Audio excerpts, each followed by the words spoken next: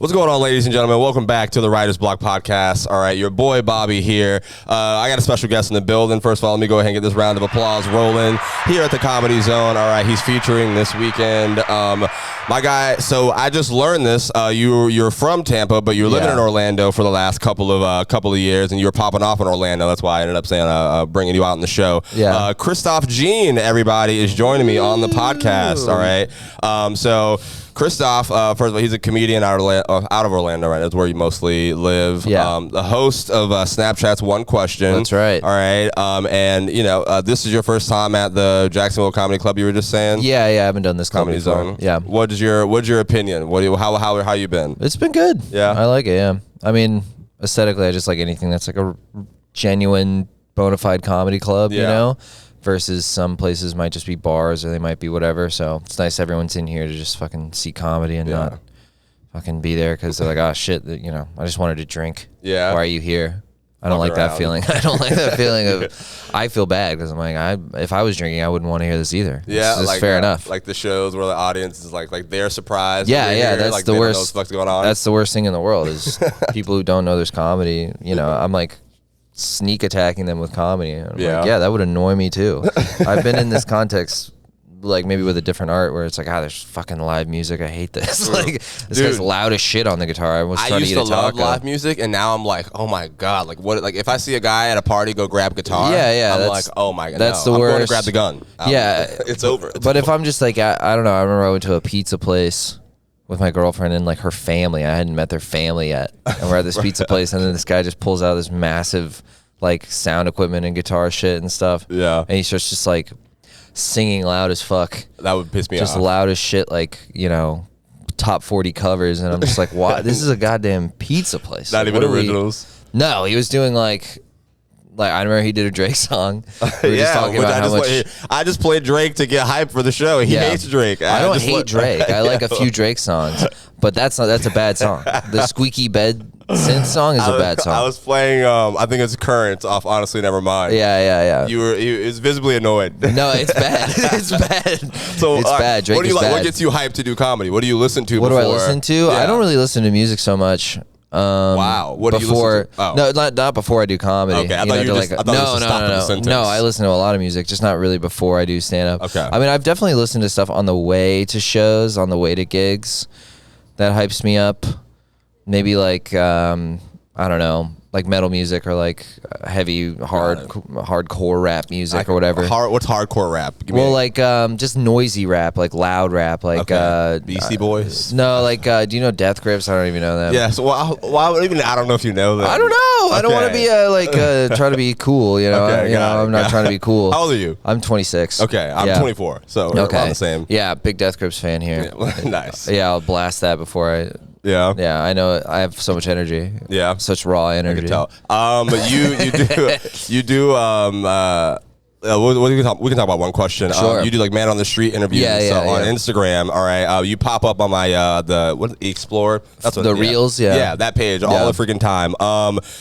Tell me about that. I know you also a stand-up comedian, but like that's a whole different aspect of content creation. You know, that you kind of made a home in. What's that like? Is that fun for you? Is it No, it's fun. It's like it kind of starts the same way each time I do it. I'm like nervous that it's not going to be good for some reason. I'm like paranoid that no one's going to be interesting to talk to, or like I'm going to not be witty or whatever, and like or the questions I have prepared are stupid, and people will tell me.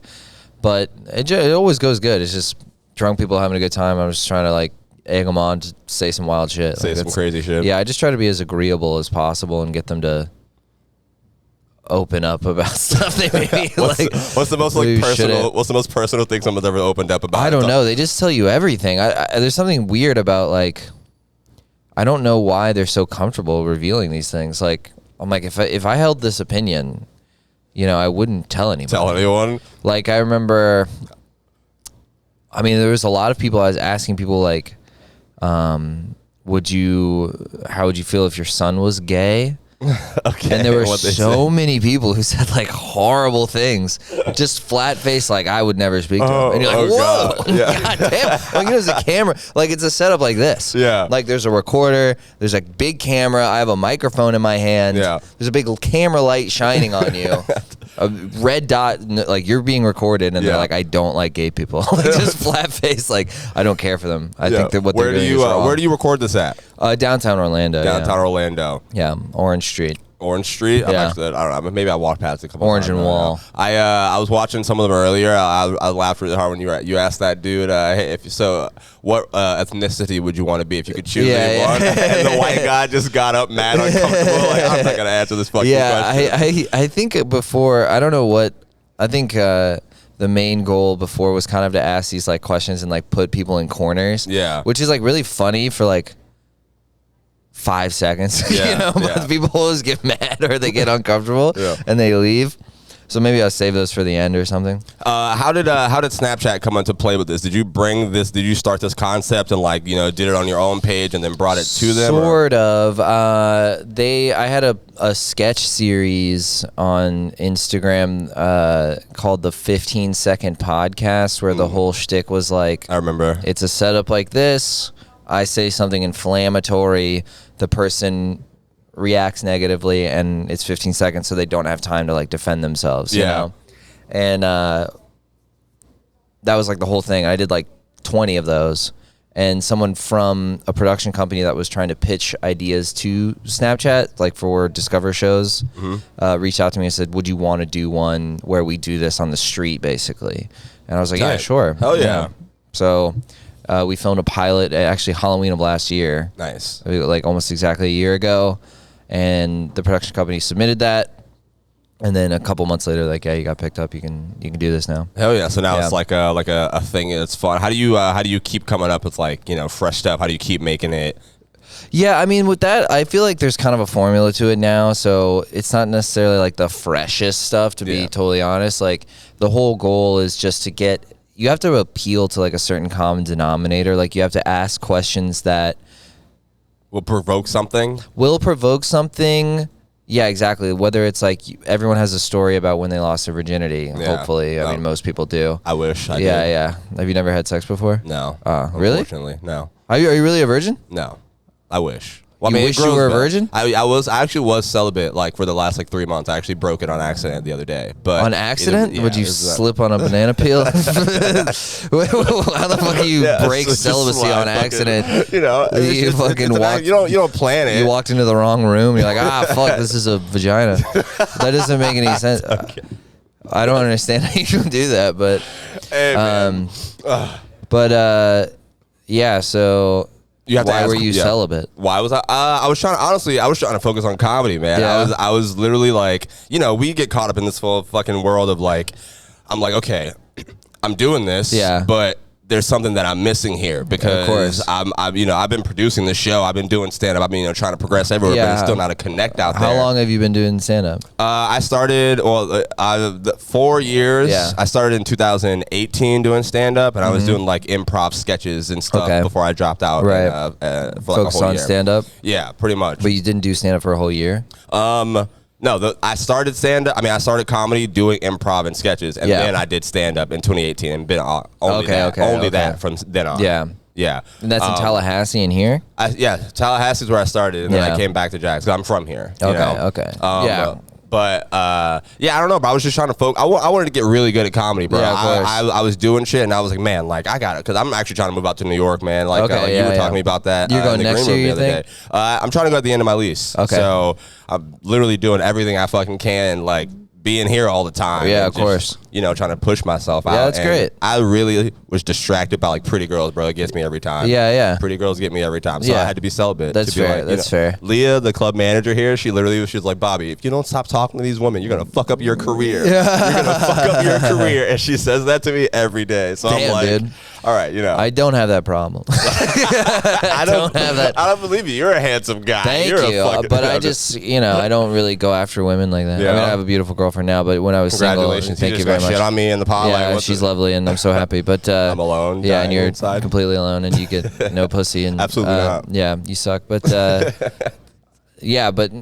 before I wasn't like, oh, I'm so distracted by beautiful women. Yeah. I would just be nervous to talk to them. Really? Yeah, I wouldn't fucking go talk to them. So you're an anxious guy, like you're a fucking like. Well, with talking to women, really? I'm not good at it, so I get scared. How do you feel about like, does stand up make you anxious? Because I feel the same way. Like I feel more anxious to stand up than I can talk. Talking to people is easy to me. Oh, I'm the complete opposite. I'd rather do stand up than talk to people. Oh, I'd rather do stand up than talk to people. No, but I mean like anxiety wise. Oh, yeah. Yeah, no, social anxiety I have a little bit. Really? I was freaking out backstage before we were coming out here, and I'm like, I hope I don't fuck up his name. Oh, you know, yeah, I wouldn't care. You could do anything. I don't care. Unless you were like, there's no way you could do it. But I would. The only thing I would do is get mad at you for either one being a bad host, which you're not. Thanks. And then the other, like, I hate like sometimes just people they're not hosts and they shouldn't be booked to be hosts. Like me, I'm not a good host. Yeah. Like I can turn it on and be okay. You think it's like because of your comedic style? You're yeah, more yeah, like it just doesn't match. Mm-hmm. I'm like a little too low energy. I'm not like super fun. Yeah. you know, like I'm not a fun, charismatic type of comedian. No. Which follow me, check out my stuff.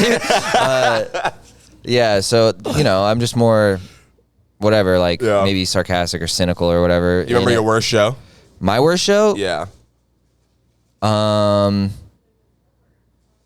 to think about. I had a really bad one a couple months ago, where everyone was just talking at this bar. You did a Milk District. I've been there before. Shout out to Jake for putting me on. Yeah, hell yeah, it's a great show normally, but what happened was these people like they were in the corner of the room and they were just talking the entire time. Yeah.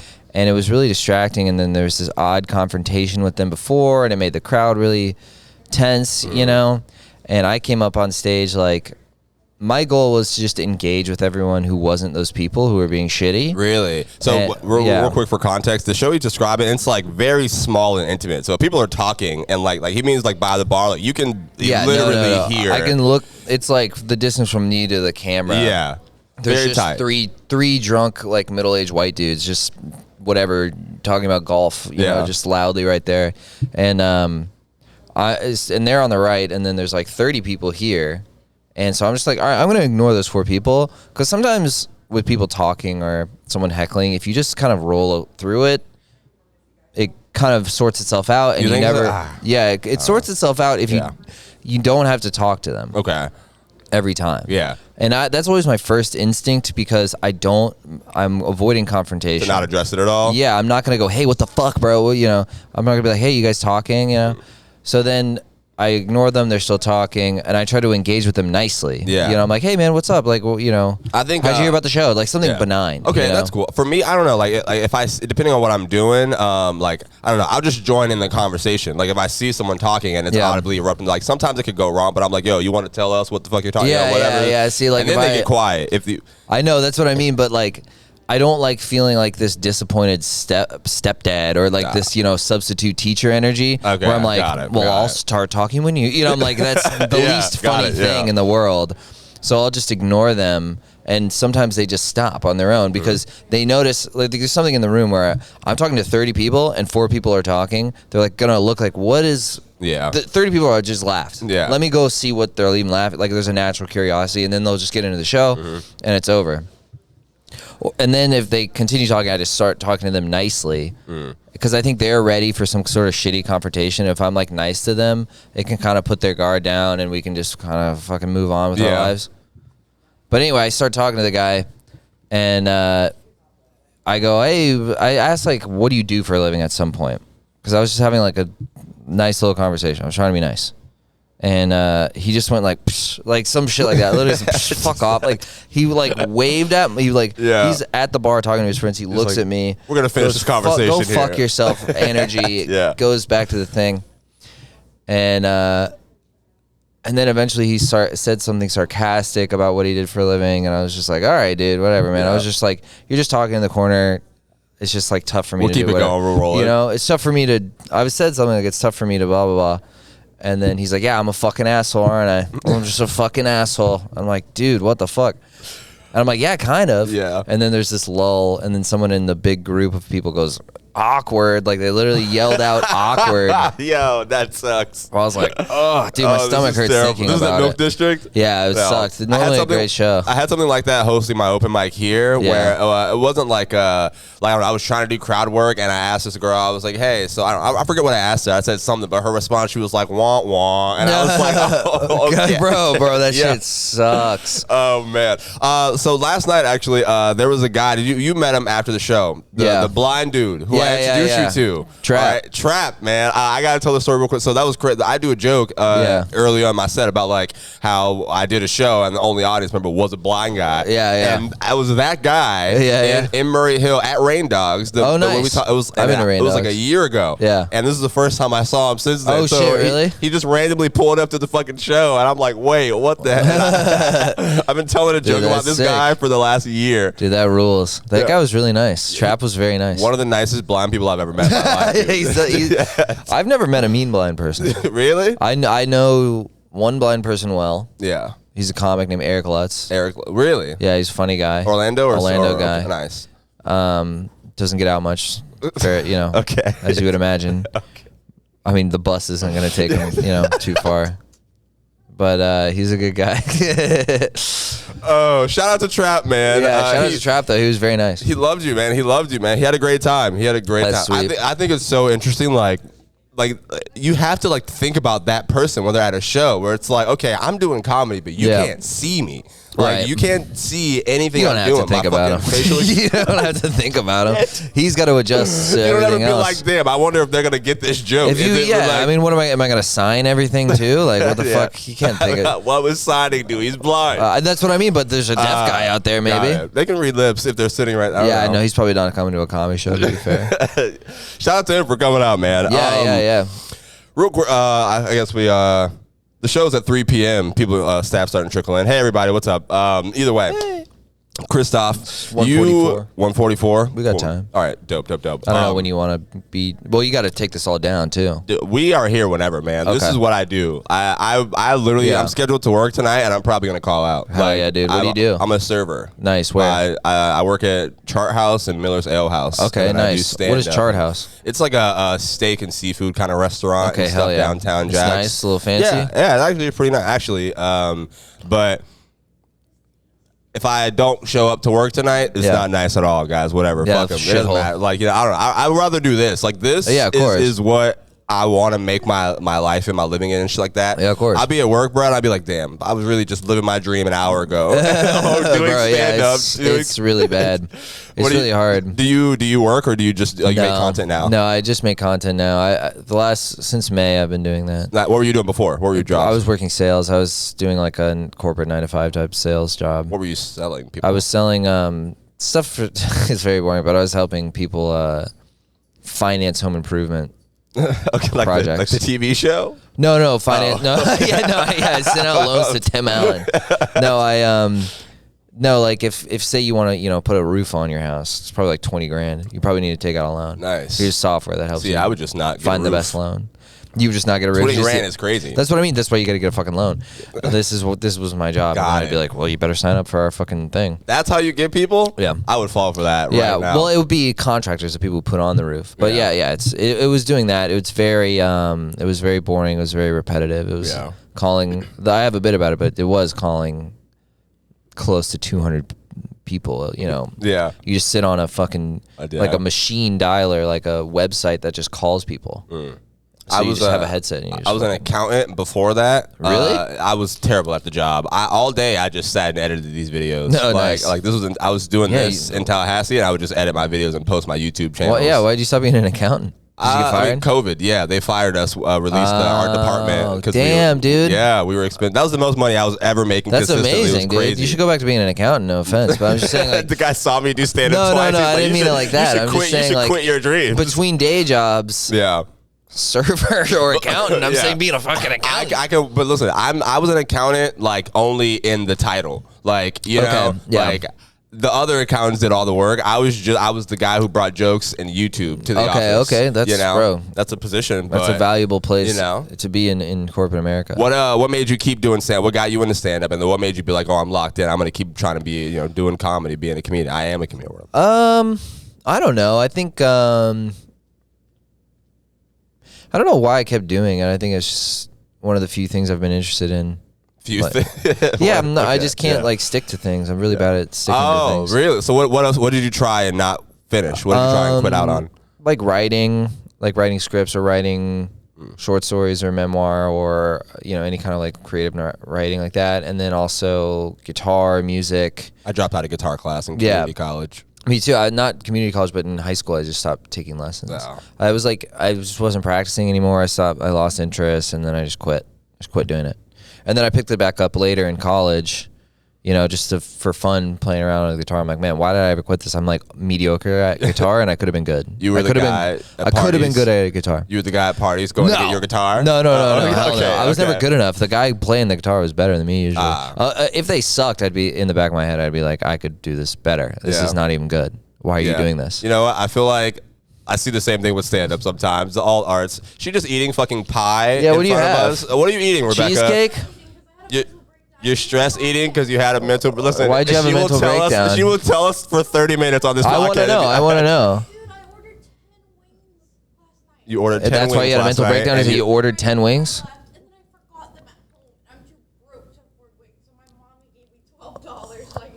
Oh my gosh. She had a mental breakdown for leaving leftovers in the fridge. Listen, the kids around here... You have not lost 15 pounds in 5 days. That's not healthy. That's not true. Let me see your nose. Are you vomiting? Are you vomiting? If you did not lose 15 pounds in 5 days. Show us your vomit history. Yeah. Fucking diarrhea. Yeah. She has an eating disorder and we're laughing at her. I'm sorry. Yeah. Sorry. How's the cheesecake? It's not the best. I hate cheesecake. Really? This is my hot take. I think cheesecake's disgusting. Wow. It's gross because it tastes like... I think the strawberry texture. cheesecake is the only good one. I think it's the texture. It's all mealy. It's all like... Yeah. I've had this woman... So what's better, cheesecake or ice cream? Ice cream, not even close. Okay. Ice cream takes a giant shit on cheesecake. Cheesecake is horrible. Nice. Cheesecake or cupcakes? Regular cakes? Both... Cupcakes are mid, but... yeah, I'd rather have... regular cake, it's the same thing. Yes, it is. It's just a shape. That's a fair point. Frosting? That's a fair point. She doesn't like frosting. That's a good point, actually. You know what? I was ready to say that. Now Rebecca's dietary. I appreciate Rebecca's input here, but cheesecake is fucking disgusting.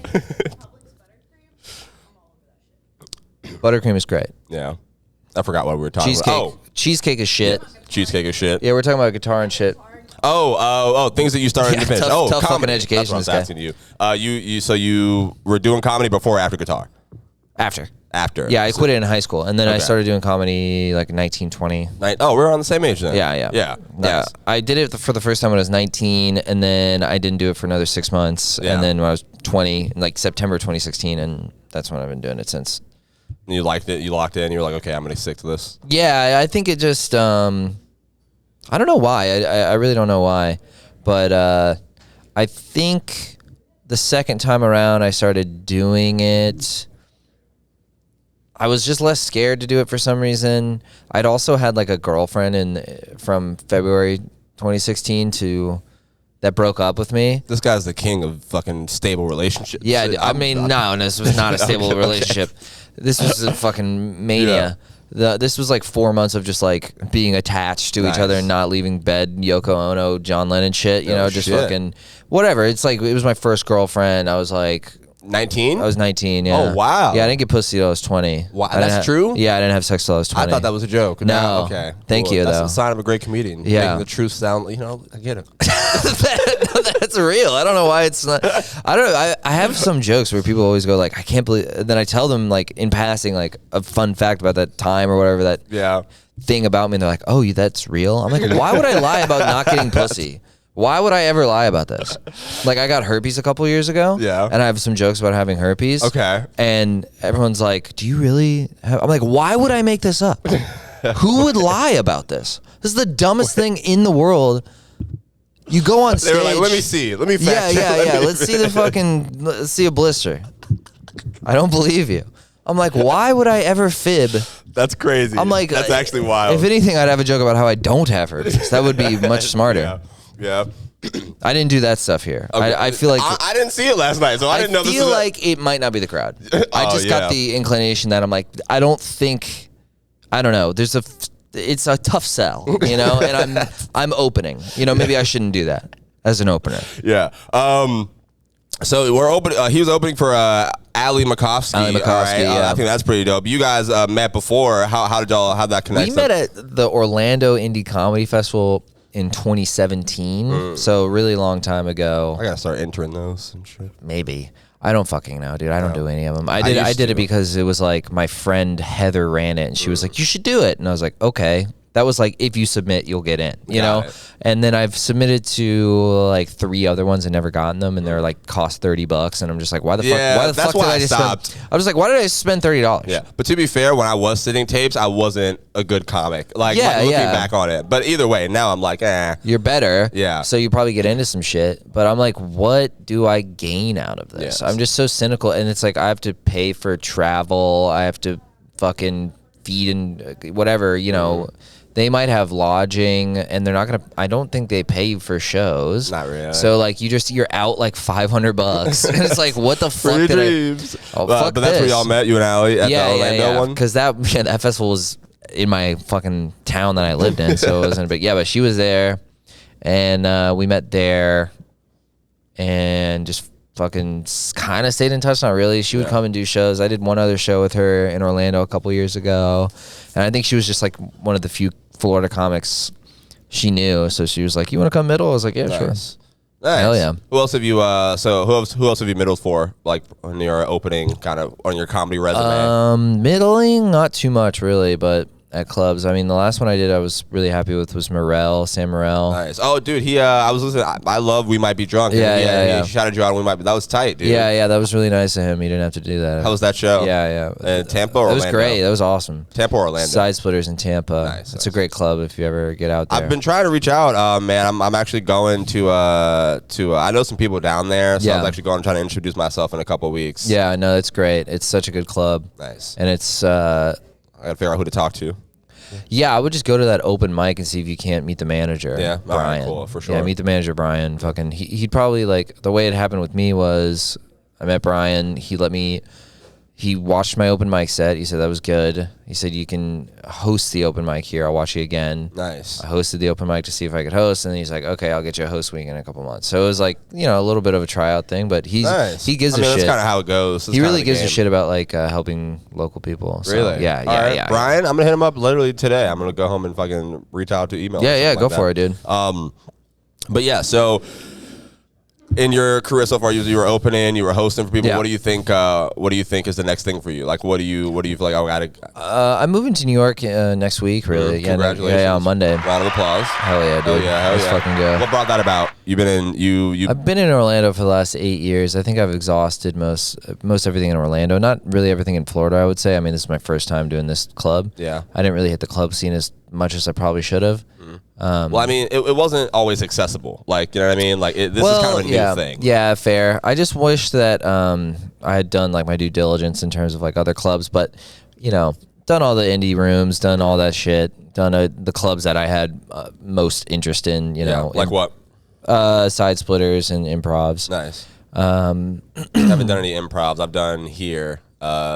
And then this is the only like real club that I've done in Florida. I do like bar shows and showcases we put up and everywhere. Yeah, I mean, I didn't look into like some of the smaller clubs or like clubs that are in like Naples. That was something that like I try to figure out like with here because like I've been doing this pod and like we do this show and it's not like super massive here how it is, but like I do feel like I've done a good job to where I'm like, okay, if I move to New York, I feel like I still at least tried to do everything before I left. You feel like you exhausted everything that you got out of. For the most part. I think I just need more I don't know what it is. I think I need more opportunities in terms of like getting on stage at good shows more often. That's how it all. Yeah. Yeah, just stage time. It really just boils down to I just want to so I can do that because I think right now I'm like a strong middle act. Yeah. And you're a good writer. Thanks.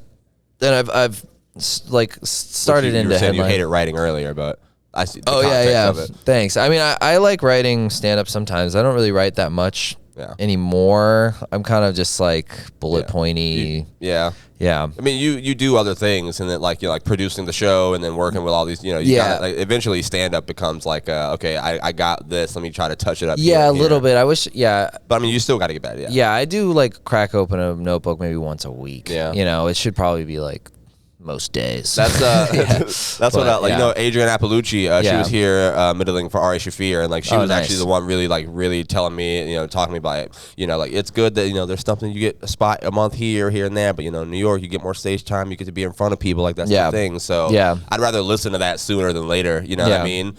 You feel like that'll be it for you? You'll be able to unlock a new level. Yeah, that's what I'm hoping. I just hope I get way better, and then that.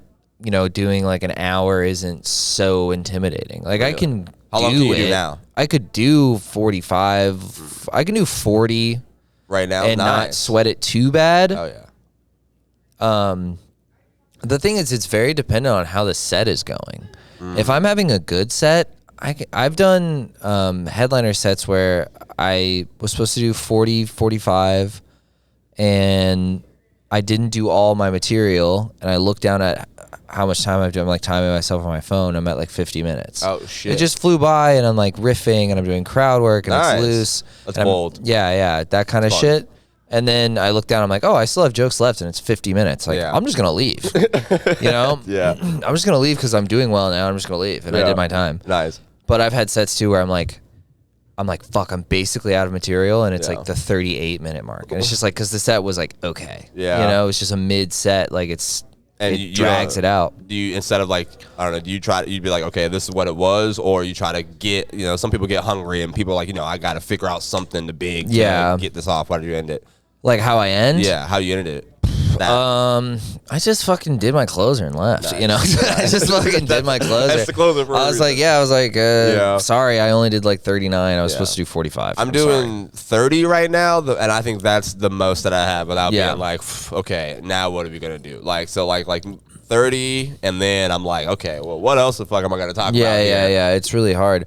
Like what I started doing was just like opening as loose as possible and not touching material for as long as I could, and like doing stuff like local stuff, or like recounting like some trivial thing about the day or whatever. I like the idea of just not doing jokes immediately. I don't like to do jokes right away. Like I think that could be a easier way to definitely get into it. Like I feel like it's more putting yourself like, okay, I have nothing. I'm going up there, like, exposing myself. Let me make something happen. I don't know. Eventually, like, sometimes when stand-up, you're doing it so much, like, okay, I know this, like, there was a point where I knew my jokes, and I was going on stage doing my jokes, and I was like, oh, it just sounds like he's doing the jokes. You know what I mean? Like, so, and when you notice that, you're like, oh, shit, I got to figure out something else. That's when I started learning about crowd work. That's when I started trying to open myself up to not just rigidity. It's not good. I think you just need to, that's why I like the opening with riffing or crowd work. Not so much crowd work, more so just riffing. Like, I don't like to go right out to the crowd right away, but, because then I don't want to make it a fucking conversation.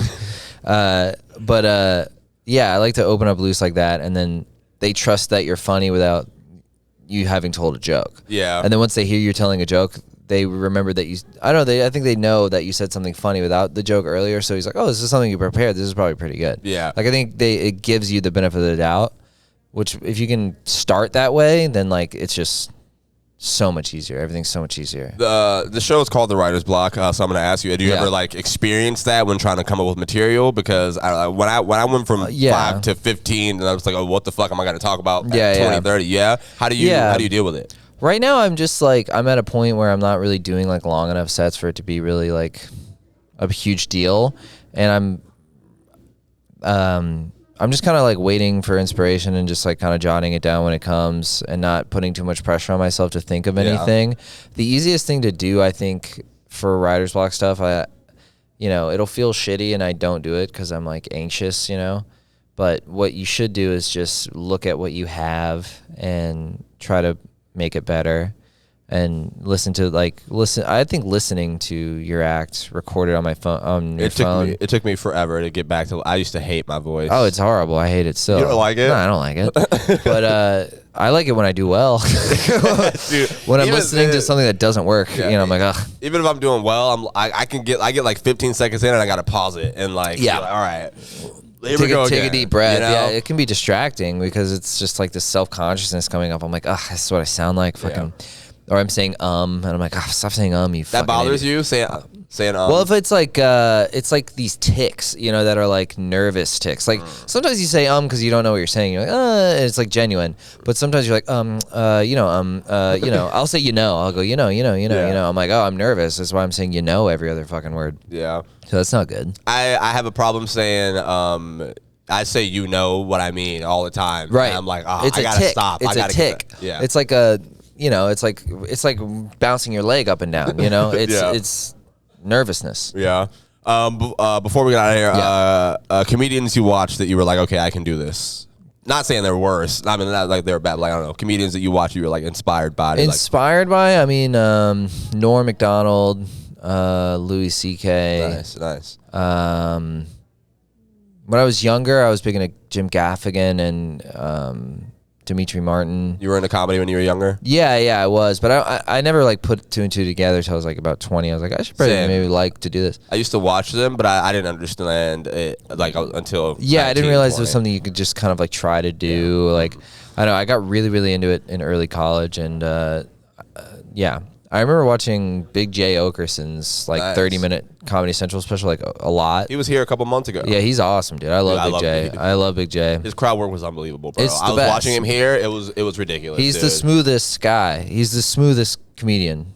It's funny that you look at him and you're like, this guy's cool as shit. Like, this guy's so smooth with it. Yeah. Like, he's so nasty about it. What would you? How would you describe yourself to people? And then we can wrap it. How like would as you a comic? I mean, as a we can go as a comic. How would you describe something that you like? Whatever your mission is, the Christophe gene. Through comedy stuff. Yeah. I think my main goal is just to, I don't know. I see it as like a thing of like, I like to do comedy and just like be sort of. I don't know, just be kind of surprising, I guess. I don't know if that makes sense, but just like, I want people to be like taken aback a little bit, but not in a fun way, like caught off guard in a fun way. Like, the way the jokes are funny, they kind of surprise you, but not shocking, but also just like a little offbeat or something like that, Yeah. And how did you learn that like that's what you wanted to do? Like I watched, I was just doing open mic comedy, so I was seeing a bunch of open mic, and then I started coming to actual shows and going to see shows at the theater, and I'm like, oh, these guys are like doing something. Yeah, they have like a shtick. They have I a feel persona. like that helps you build, what you like. Yeah, I don't know. Well, yeah, I think that you just end up doing something enough times that you kind of return to a style, and then you realize it's kind of a hindsight thing. Go, oh, that's what I do. You know, that's what I like. That's what I'm like. Yeah. You got any dates coming up? So I got Deltona, November 4th. Yeah. Check out my Instagram for that. Christine Official. Yeah. And then we have River City Comedy Showcase here back at the Comedy Zone November 2nd. Nice. And then I'm in Space Coast Comedy Cocoa, Florida, November 3rd. And then I might be on that. Yeah, you are? Judge Maybe. Jones. I got to Cocoa? double check. Yeah. That'd be It's exciting. either Cocoa or Melbourne. I think I'm doing the 3rd. But I didn't plug that one because I don't know what the city is. It might be Claremont. Dude, I have family in Claremont actually. So Hell yeah, I told you dude. I was born in Orlando, but like Yeah. I moved here very early. Yeah. My family's in like Claremont, Eustis, Tavares, and stuff. Okay, yeah, I know all that. But Eustis, dude, what a city. There wasn't any comedy or anything like that No. when I was like at all. I did a gig at a flower shop in Eustis. flower shop. And it was really fun. Nice. It was really fun. You enjoyed it? Yeah, it was great. Sometimes those odd gigs are the ones. They You know are. what I mean? That's like those. Certain towns are so stoked to have entertainment. Like Eustis, they're like, "Oh shit, the comedy's here, man! Fuck!" It was all about Eustis was all about basketball. When Really? when my cousins were like, it was the biggest thing. It was all about basketball and like tournaments when we were kids. Right, children's sports. Like that's how thirsty they are for entertainment. That like children's sports matter there. This is the thing. Yeah, no, that makes sense. Ladies and gentlemen, Christophe Jean, all right, very funny comedian, host of One Question on Snapchat, Yep. and moving to New York soon. Soon Yep. you'll be seeing him, on your goddamn TVs doing Hopefully. his comedy thing. That's the goal. Thank you for doing the show. This Yeah, is the thanks for Writer's Block having me. podcast, guys, and we got one more show here tonight with Allie. This actually starts at 3 p.m. Yeah, so it's I'll 2 say, now. Dude, 3 p.m. So if you're listening to this, in 20 minutes. And yeah, this episode comes out tomorrow. Travel back in time, bitch. Yes, and come see us. Yeah. Buy a damn ticket. This has been the Ride the Block podcast, guys. Peace out.